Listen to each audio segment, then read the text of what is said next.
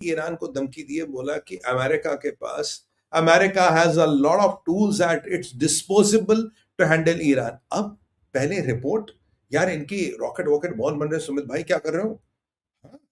अब जेडी कह रहा है America has a lot of tools at it is disposable to deal with Iran, we have not run out of tools. यानी कि JD साहब कह रहे हैं कि हमारे पास हथियारों की कोई कमी नहीं है, कई तरह के हथियार, कई तरह की व्यवस्थाएं हमारे पास है जो ईरान को खत्म करने में हम यूज कर सकते हैं। यानी कि आप समझिए, go to the higher ramp and do. कल जनरल जमीर ने क्या कहा था, ईरान भाई टूट रहा है सैंक्शन से, but Iran is preparing for a long term war.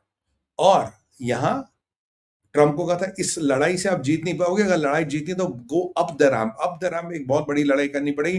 कल मैंने आपको कहा था इजराइल में हजारों टन का असला बारूद उतरा है, हजारों टन। सबसे बड़े समुद्री जहाज जो होते हैं, the biggest ships have got weapons into Israel and Israel is buying more weapons. और ये मोस्टली अमेरिका से आ रहे हैं, ऐसा नहीं अमेरिका को नहीं पता इजराइल वेपन्स आ रहे हैं।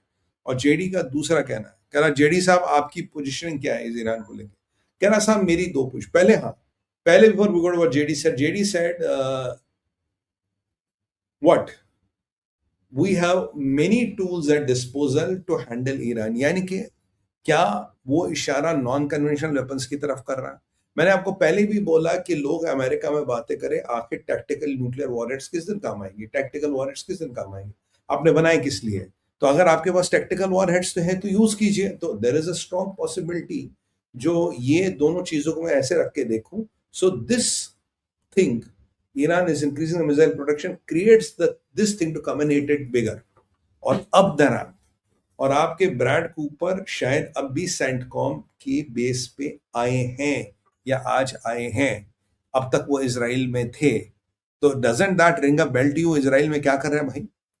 तो जेडी ने पहली बात तो ये कहा, जेडी को अब बिल्कुल पोजीशन चेंज करने के लिए ट्रंप ने यूज किया। JD used to be the messiah of peace, JD used to be the person who will talk all the peace and good things, now he has changed his direction, he has changed his things.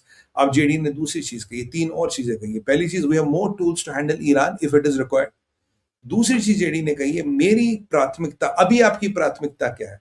मेरी प्राथमिकता है कि तेल की कीमतें ऊपर ना जाए, क्योंकि उससे अमेरिकन इकोनॉमी हर्ट होती है। Now you are hearing it from the horse's mouth. ये मैं आपको कह रहा था, अब जेडी वंस खुद कह रहे हैं कि मेरी प्राथमिकता है अमेरिका की इकोनॉमी हर्ट ना हो, इसलिए तेल की कीमतें ऊपर ना जाए, वन।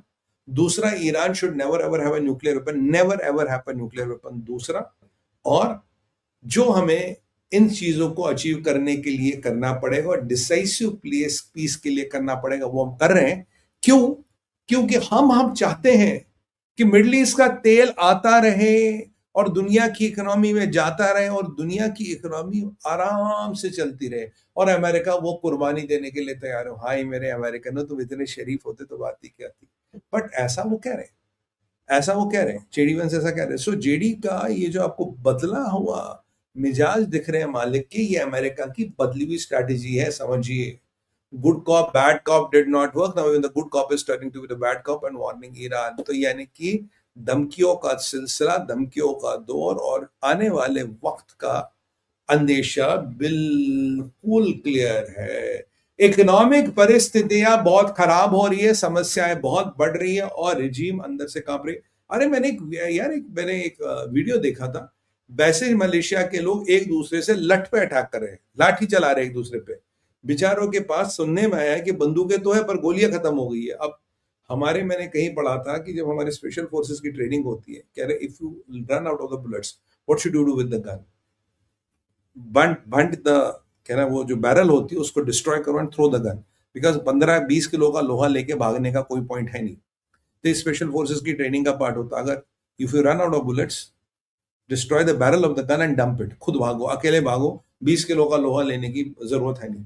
वही वैसे मलेशिया के लोगों के साथ हो रहा, बेचारों के बंदूक तो है, गोलियां वोलियां खत्म हो गई, they don't know what to do with it. तो ये एक दूसरा इंपॉर्टेंट एस्पेक्ट है। और अब इसी स्ट्रैटेजी को अगर जेडी की आगे चलाए तो पीट हेग्सेथ पिक्चर में आते। अब पीट हेग्सेथ क्या कह रहे? पीट हेग्सेथ ने आज एक बहुत क्लियर स्टेटमेंट दिया। उन्होंने कहा देखो भैया, ऐसा है कि ब्लॉकेड जारी रहेगा, ब्लॉकेड बढ़ेगा, और ब्लॉकेड तब तक, कब तक पीट हेग्सेथ साहब, ब्लॉकेड कब तक जारी रहेगा? ब्लॉकेड तब तक जारी रहेगा जब तक इसकी जरूरत पड़ेगी। So is there an end date to blockade? No, there is no end date to blockade. It can be 6 months, it can be 1 year, it can be 1 decade. किसी भी चार तक ईरान का ब्लॉकेड रखना है। मैं आपको कह रहा हूं आज ईरान की अपोजिशन को एक्टिवेट कर लिया गया, क्योंकि मैं धीरे धीरे मिड ईस्टर्न मीडिया पे ट्रेंड देख रहा हूँ। हर कंट्री का मीडिया कह रहा है जी ये लोगों को, प्रोटेस्टर्स को फांसी चढ़ा रहे, जबकि ईरान ये काम बहुत पहले से कर रहा था, आज से नहीं कर रहा। बट अगर ये ट्रेंड को दिखाया जा रहा, so they are trying to make the regime look evil, which it is by all means, और उसको हटाने के लिए जो व्यवस्थाएं करनी है उन पे काम हो रहा। तो अब पीट हेग्सेथ का कहना कि ब्लॉकेड जितने मर्जी रहे हम नहीं हटाने वाले हैं, और अगर पीट हेग्सेथ कम हो गया तो इसमें स्कॉट बेसेंट आता। स्कॉट बेसेंट ने आज अनाउंस किया, कह रहा कि आप हमें 24 से 48 घंटे का टाइम दो, you will see new kind of sanctions on Iran, और वो सैंक्शंस आज तक ना किसी ने देखी है ना किसी ने सुनी है। यानी कि जो ट्रंप की पॉलिसी थी, याद कीजिए, ब्लॉकेड, ब्लॉकेड को इंक्रीज करूंगा, इकोनॉमिक प्रेशर बढ़ाऊंगा, और एक दिन मेगा अटैक भी कर सकता हूं, ये ट्रंप ने कहा था। स्कॉट बेसेंट कह रहा है कि 48 घंटे में ईरान पे एक नई सेट ऑफ सैंक्शंस लगेंगी, और ये सेट ऑफ सैंक्शंस बड़ी मजबूत होंगी, और आपने ये कभी सैंक्शंस देखी नहीं होगी। इतनी तगड़ी सैंक्शंस हम लगाएंगे, इनकी रिजीम की कमर तोड़ना, रिजीम के पैसे को कंट्रोल करना, रिजीम के क्रिप्टोज को, रिजीम के एसेट्स को, यानी कि मुल्ला रिजीम ने जो भी खाया कमाया था 50 साल में, उसको कंट्रोल करना, ये उनका कहना है। और हाँ, यहाँ पे बड़े हमले की तैयारी हो रही है, ये भी आपको मैं बता दूं। तो ब्लॉकेड बढ़ेगा, और अगर मैं अभी तक देखूं तो 62 ships have been return by American, 2 या 4 को निरस्त कर दिया है, 8 को बोर्ड करके वापस कर दिया। तो total blockade is very effective, और यही तो इसराइलियों ने कहा था ट्रंप को, कह रहा साहब ब्लॉकेड करो, ब्लॉकेड ज्यादा इफेक्टिव, बॉम्बिंग क्यों करे, टिक टिक मत करो, एक दिन बड़ा वाला चला देंगे, काम खत्म कर देंगे। कह रहा हाँ ठीक है यार, ये तुम्हारा अच्छा आइडिया। आजकल ट्रंप इसराइलियों की बात सारी बात मानता है, कहता यस सर, बेंजामिन नेतन्याहू को कहता yes sir, because Trump knows it's because of Israel he is living. और वो C-24 की क्या कहानी थी, मैंने आपको बताया था, I don't know did I tell you और not, I think I told you, कि भाई C-24 लाया गया था, उसमें ये बताया गया कि पीट हेग्सेथ को किसी मिलिट्री बेस वगैरह पे जाना, वो यहाँ से अलग निकलेगा, बेसिकली उसी में ट्रंप को बिठाएगा और ट्रंप को वहां निकालेगा। तो जहाज को लाने का भी एक बहाना चाहिए था, और पीट हेग्सेथ को उसमें बिठाएगा, and he is also a marine commando I believe, if I am not wrong. तो उसको ट्रंप के साथ बिठाएगा to see what best he can do to protect Trump.